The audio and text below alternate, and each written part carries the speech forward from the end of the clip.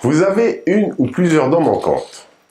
Je vous propose une solution de remplacement de ces dents par des implants dentaires. Mais qu'est-ce qu'un implant dentaire? Quels sont les avantages et surtout, quand peut-on poser un implant? Quels sont les examens nécessaires avant d'envisager les implants?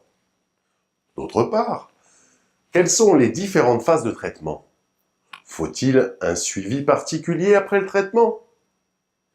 C'est à toutes ces questions auxquelles je vais tenter de répondre dans cette petite vidéo.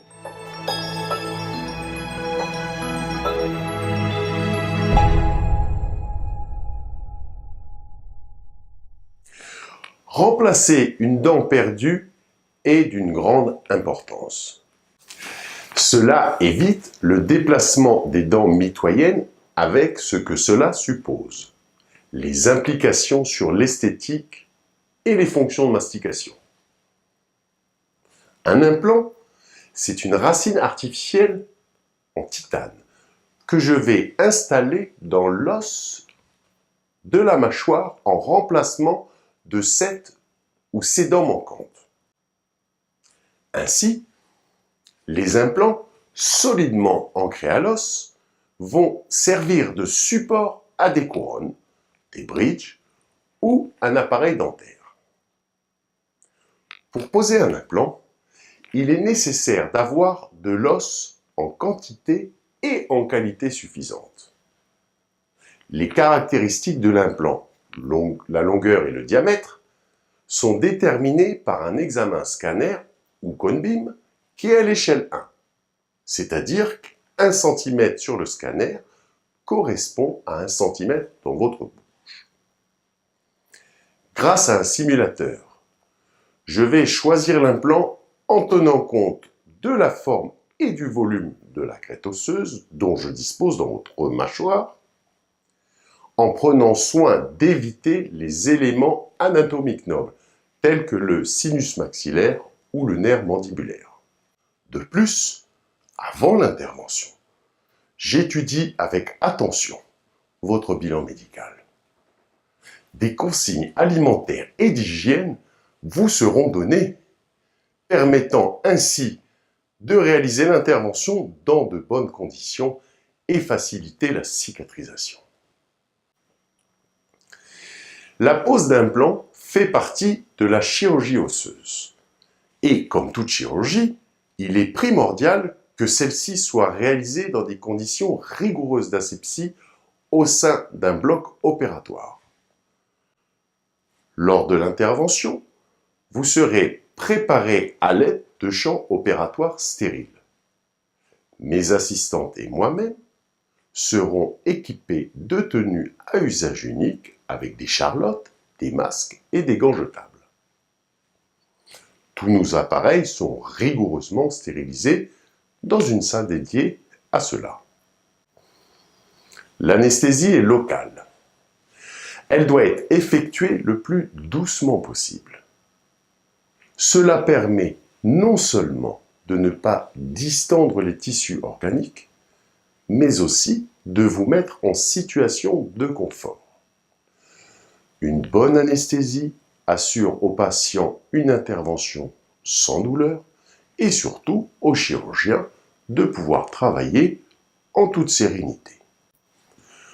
Pour faire simple, voici une séquence expliquant la pose de l'implant.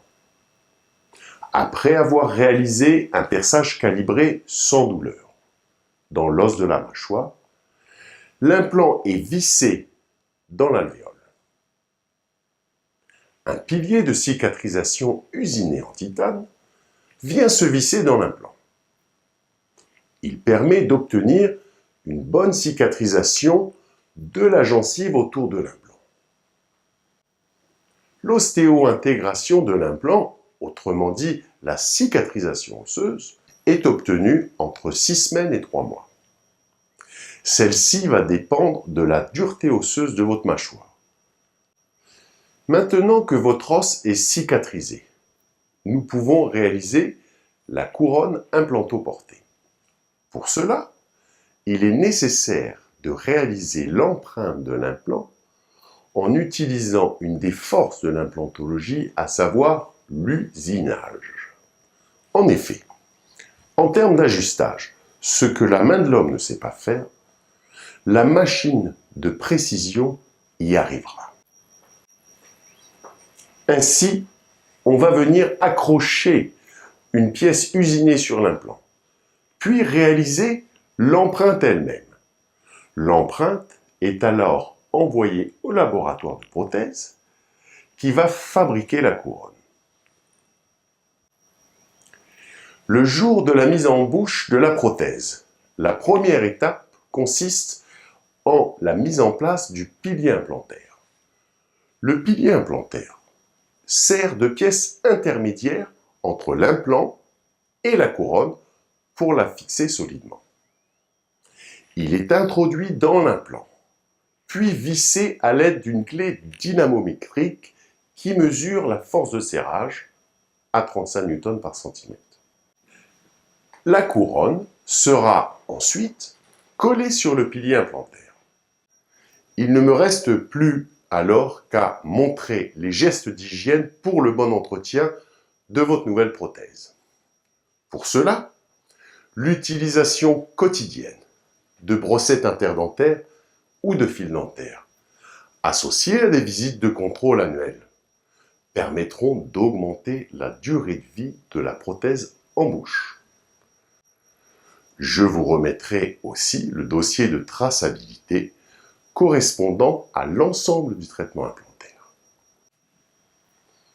Voilà, j'espère avoir été clair dans mes explications.